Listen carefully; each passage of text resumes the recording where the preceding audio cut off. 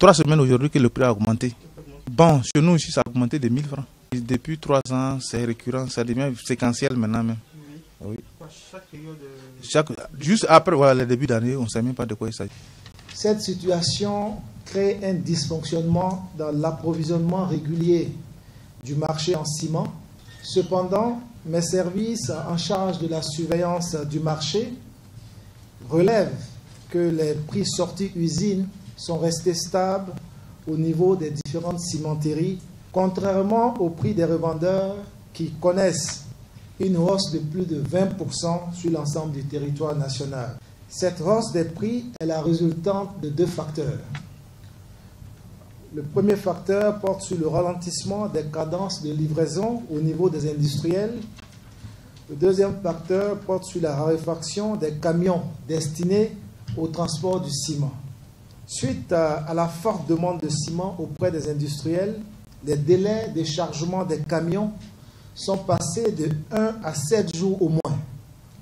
Cette augmentation des délais entraîne une spéculation sur les prix qui est la conséquence du trafic d'influence, de la création de circuits parallèles, en un mot, du racket des opérateurs. Les solutions proposées pour faire face à la situation conjoncturelle actuelle. Eu égard à l'impact de cette situation sur le coût de la vie et soucieux de préserver le pouvoir d'achat des Ivoiriens, le gouvernement a décidé d'œuvrer au retour du prix du ciment à son niveau habituel.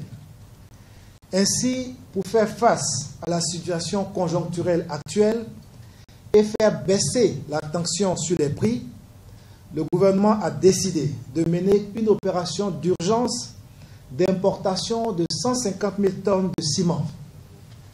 Cette importation sera effectuée exclusivement par les cimentiers en activité sur la période allant d'avril 2017 à juillet 2017. Il faut dire que c'est à notre demande et sous la saisine des associations de consommateurs que le ministère du Commerce a activé tous ces réseaux sur le terrain.